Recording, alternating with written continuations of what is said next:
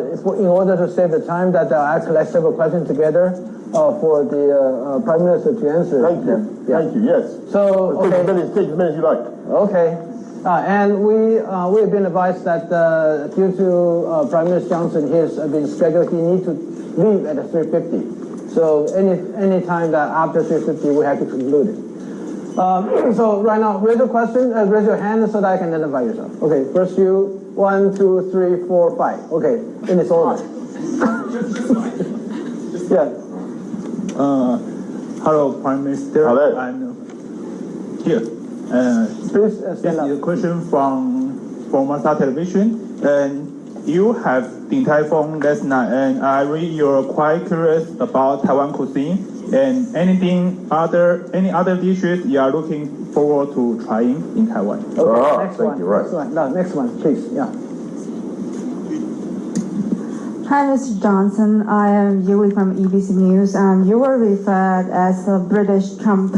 You were Is this the BBC? No. EBC is from Taiwan. Oh, sorry. Yeah. Hi. No, it's Right, okay. right. So, and you were mistaken as Trump as well once in the street on the street of New York. No. So, you must know him better than we do. So, Yeah. two questions. One question, please. Oh, sorry. Okay, one question. What do you want? So, besides hairstyle, what do you think you and Trump in common? And on his second term, what do you observe the difference on him? Okay, now let's third one. Yeah. Besides this. Hi, Prime Minister. Allegra Mendelsohn, The Telegraph. Prime Minister Starmer recently said that the UK might be recognizing Palestine in September. Given that, do you think we could ever see the UK recognize Taiwan? Okay, now the next one, please. Yeah. Hi, Mr. Johnson. I'm a journalist from NUS TV in Taiwan. So I have a question that is, you mentioned that you gave up the idea of UK government trying to compete with Taiwan's in terms of that. So, but now President Trump now hoped TSMC to invest more and build a new semi-supply chain there. Is that a smart strategy to boost semi-industry overseas? Thank you. Okay, and you, and that'll be the end of the first round. Okay. Hello, my name is Jan. I'm here freelance for the British Times newspaper. The Times. The Times, yes. You mentioned in your speech this morning the British policy of strategic ambiguity. I wanted to ask on two fronts, given your strong support for Ukraine and the fact perhaps that the lack of strategic clarity in terms of the backup behind Ukraine is what led to Russia's invasion of that country, and also given the fact that the American administration, Biden administration in the past, has signaled that they would be willing to come to Taiwan's aid, whether given China's rising threats towards Taiwan, it's time perhaps for reconsidering of that British policy of strategic ambiguity, and whether, given that you are now no longer in office, you're able to speak more clearly about this topic. Yeah, great. Well, what a bunch of great questions. Thank you very much. So, first of all, on my things I've eaten, I think that was a question about Din Tai Fung. Din Tai Fung. I sampled a wide variety of dumplings and a very dense kind of suety, doughy sort of snowball type object, which was absolutely delicious. I haven't described it very. The thing the question was, what do I want to try? I think the answer is the pineapple cake. I've been given a box of pineapple cake. Does that make sense? I'm going to take a box of pineapple cake home to my home. Look, differences or similarities between me and any other politician, I leave it entirely to you. With your superior imagination adjectives to come up with. I think the differences between the Trump 45 and Trump 47. Look, I think that clearly this is an administration that is in America that is very focused on dancing with people that bung them and delivering on their manifesto. And I think that there's a huge focus on actually doing what they said they were going to do. And one of the most horrifying things is that people find it shocking, but what Donald Trump is trying to do in tackling illegal immigration and in doing his tariff policy is actually what he said he was going to do. So I think I'd say that was a distinction. Allegra Mendelsohn asked a question about Taiwan, recognition of Taiwan compared to Palestine. And there clearly is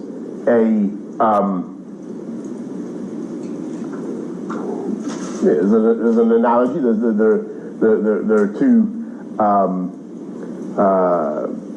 areas that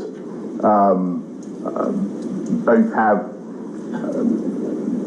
claims of one kind or other. I would say actually that the claim of Taiwan under the Montevideo Convention of 1933, the claim of Taiwan to be recognized by the British state is far more robust, because they actually have a recognized government, and they actually have boundaries that they control. They actually have a proper democratic system, none of which you could say about, with all due respect, none of which you could say about Palestine, least of all those parts that are currently governed by Hamas, right?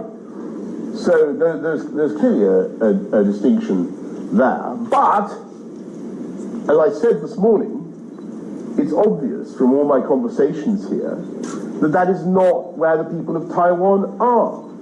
And they don't actively seek to change unilaterally the status quo by getting recognition as an independent country.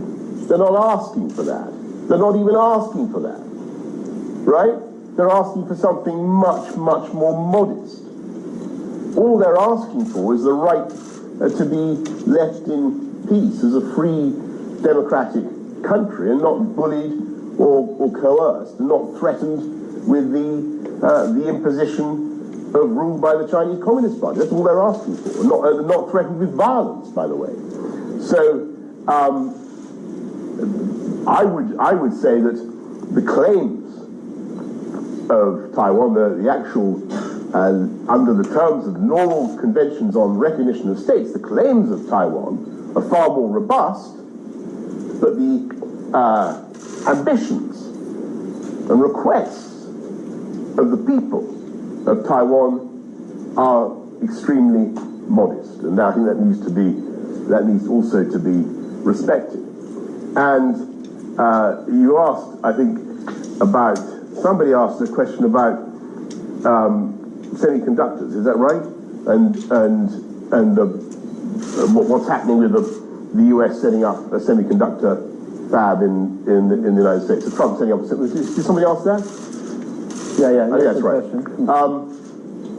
Look, as I said this morning, when I became Prime Minister in 2019, I was acutely conscious of this imperative for the UK to try to catch up in what was obviously the crucial industrial component of the 21st century, these really amazing semiconductors, these microprocessors. And as I said this morning, I said to my team in Number 10, I said, what would it cost to make a fab? What would it cost to make a fabrication plant? And they said about £9 billion. And I said, well, that's not a huge amount of money, but maybe it was worth doing anyway if we could somehow recover our technological edge in this area, because it's clearly so important. And then they said, well, actually, yes, we could do it, but it would take an awfully long time to set up, and then we might not even be able to produce chips, microprocessors of the same quality as Taiwan. Because by the time we've taken to get the whole thing going, Taiwan would have improved. And so in the end, our best bet, I think, is to protect Taiwan and make sure that we have a strong relationship between the UK and Taiwan, and are able to import Taiwanese microprocessors. And because you guys are brilliant at it, and you have a world lead, and it's it's just simply astonishing fact. 95%, possibly even more, of the microprocessors needed for advanced AI, which is the most extraordinary cognitive advance of my lifetime. 95% of the chips you need for AI are made here in Taiwan. And one of the many reasons why we should develop our relationship. And then John from the Times asked a question about strategic clarity and the fateful ambiguity before the invasion of Ukraine? It's a very, very good question, and it was spot on, because I do agree with you. One of the problems with Ukraine was that we were, and it's still a problem, we're still not willing to say that Ukraine should be part of NATO, right? We're still not being clear about the ultimate geostrategic destination, security destination of Ukraine. That is a problem. That is a fateful ambiguity. Now, actually, I think that if we'd been clear about it before 2022, and if the Americans had got their way in 2008, and if Ukraine had been part of NATO, as George Bush requested, then it is conceivable that that invasion by Putin would never have happened. So I think you're really onto something. But I think that what the difficulty with the analogies are imperfect, right? Between Ukraine and Taiwan, there's not a direct read across, and what the crucial difference is, of course, that Ukraine is and had been a sovereign state since 1991, internationally recognized, not least by Russia and China and everybody else, right? Taiwan, as we've been discussing, is in a different case, different position. And despite having, as I say, so many of the seeming attributes of statehood and so many of the claims for international recognition, it is a measure of the modesty of the people of Taiwan that they don't even want that. They're not calling for that. They just want to protect the status quo. They just want to settle this problem in peace across the Straits of Taiwan. And so I think you're right in what you say about Ukraine, but the read across doesn't quite work, if that makes sense. Okay, thank you. We'll start with the second round, and first here, here, that, and then that, the full questions. Charlotte Young from CNA, and following on my peers, CNA is a Central Taiwan News Agency. Oh, yes. And following on my peers' Is question, that a Chinese news agency? No, Central News Agency about Taiwan. Yeah, great. And my question is this, and you mentioned that the analogy is not quite valid between Ukraine and Taiwan. However, and when is the time or what circumstances is for Taiwan to, or for the Western countries to adapt clarity in terms of cross-strait situation? Okay, the next one. Yeah. Prime Minister, I'm from ICT TV, and I will ask, how do you plan to support Taiwan despite not in office, and what is your advice on how Taiwan should align our interest with UK to ensure shared interest and mature cooperation? Thank you. Okay, the one behind. Thank you. I'm Julie from Time Southeast and digital media outlets in Taiwan. Your term as Prime Minister overlapped in the part with President Trump in the first term. So now the world is facing tariff measures and authoritarian pressure. We couldn't get the kind of deals of the UK has that managed. And let's hope that President Trump might offer clear support on Indo-Pacific security. So do you have any advice for how the Taiwanese government can engage or communicate or negotiate with him in the future? And is there any way you can might be able to help us? Thank you. Thank you. And then here's the last one. Yeah. I'm so happy to see you. I'm Bill Lemers now. And there, I'm the journalist from the Next TV. And the question is, Taiwanese reciprocal tariffs on the U.S. is currently 20%. Are there any suggestions or negotiation tips you can share with Taiwan? Thank you. What's the tariff? The tariff. General tariff with 20%, and UK is about 10%. Yeah. Okay. Wow. Okay. So Central News Agency question about, back to this analogy. Look, I think, as I've tried to say, I think that you've got to be careful not to press it too far. But there is clearly one point of comparison, which is very, very important. Because at the moment, officially, from Beijing, we are being told that Taiwan could be unified with communist China by force, right? I think that's the express doctrine. And I think that we really need to pause and think what that could involve, because when you change the constitutional position unilaterally by force, which is what Putin tried to do in February 2022, you set off a chain of events that you cannot control. And that would be my message to everybody. Trying to use force in situations like this can lead to utter disaster, not just for the world, but for you too. You're firing, as I said earlier, a Sarajevo pistol, and you don't know where it's going to end. And in that sense, I think there is a clear analogy between the two situations. And look on what the UK and Taiwan should be doing together. We're two islands, island peoples, sharing the same geostrategic perspectives. Neither of us want to see a change in the balance of power in this part of the Asia-Pacific region. Neither of us want to see a change in the composition of the first island chain. Certainly not. Nor does the United States, by the way, in my view.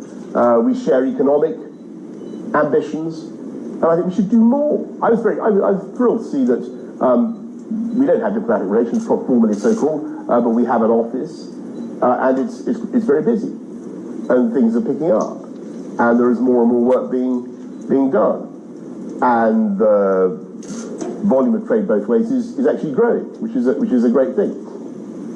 And as I said, I was thrilled to be. I'm going to get it wrong again. Din Tai Fung. I was thrilled to be at Din Tai Fung, where they had this unimaginable variety of dumpling, because I remembered that the guy who was there was somebody I'd actually met in London when I opened the first Din Tai Fung in London, and there are now several. So I see strengthened economic partnership, and above all, I think that what must happen now is that the Western powers, the Europeans, must not tiptoe away from their engagement with Taiwan out of nervousness of offending China. Now is the time to show that we care. Now is the time to show that we believe in these values and that we're willing to stand together with Taiwan. Because the more emphatic we can be now about the need to protect freedom in Taiwan, the more misery, believe me, we can save later on. I'm absolutely certain of that. And I think the next question was, what do we do? Somebody asked, rather flatteringly, what advice would I have to engage with Donald Trump? I mean, I think,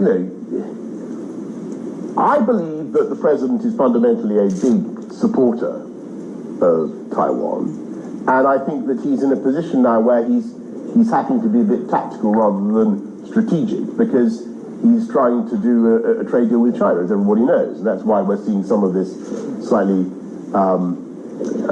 puzzling events of the last few days. So I think fundamentally,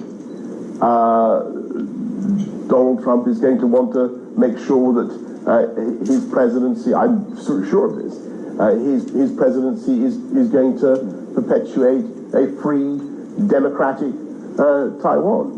And he certainly won't want to see that extinguished in his time. As for what you do on the tariffs, well, obviously, I think that personally, I'm a free trader, right? I don't see why we're having these tariffs. I'm glad, by the way, that thanks to Brexit, hooray! Thanks to Brexit, we have low tariffs in the UK, or low tariffs being inflicted on the UK, much lower than the deal that we've got is actually much better than the EU deal. That, and in all seriousness, that would not have been achieved without Brexit. But as to how Taiwan can imitate that and achieve that, here's an idea. What Donald Trump likes is deals. Come up with a deal. That's what I'd say. Thank you. Give him a success. I'll say that you're right earlier that Taiwan does not actively seek for the recognition, diplomatic recognitions, but we are really glad to receive any recognitions granted to us, as we are very much protective of our remaining recognitions because they're important to us. So I think that thank you very much. Thanks for the Prime Minister for generously giving his time. He has a plane to catch, so we have to excuse him for leaving. So thank you very much. Excuse me for living. For leaving. Yeah. Sorry. Let's bring up. I'm sorry. That's fine. No, that's fine. Sorry. You still have time. Maybe we've exhausted the appetite of this. Does anybody have any questions left? There's quite a lot of people. Okay. Why don't we just try to do three more? Yeah, three more. Okay. The guy John from the Times, he's done. What? Sure. 1, 2, and what's 3? Okay, the 3. First one. I'm Calvin from Taiwan News. And do you see room for post-Brexit UK and EU coordination on Taiwan-related issues such as trade diversification or supply chain resilience? Yes, I can answer that very briefly. Yes, I think that the EU is showing signs of really being much more muscular and engaged on Taiwan than it has been. I think it's a great sign. Okay, the next one. You previously said that fallout over Ukraine. Could you identify yourself, please? Sorry, Allegra Mendelsohn, The Telegraph. Oh, hang on, Allegra, we've had you before. Oh, yeah. Anybody else? I think anyone who did not ask question. Okay. Yes. Mr. Johnson, my name is Walter Liu for Business Today, a major business publication in Taiwan. My question is, after the recent NATO summit, major European countries like including UK, France, Germany, are preparing to burden more of the EU collective defense demand. But I think should any contingencies take place in this part of the world, it should be logical that European countries are unlikely to do anything about it militarily. So in that case, how we in Taiwan should look at the Carrier Strike Force 25 underway, or the aka Operation High Mast of the Royal Navy now in East Asia. Thank you. Thank you. I'll just answer that, and then let's knock this on the head. So I think it's very, very important that everybody in NATO, and that includes almost everybody in the EU, Ireland, I think, everybody in NATO should be spending more on defence, and the UK is now at last going up to where I wanted it to be, nearer to 3%, but it's got to go faster. And I'm very glad that Taiwan is also going up to 3% of GDP spending on defence. That's essential.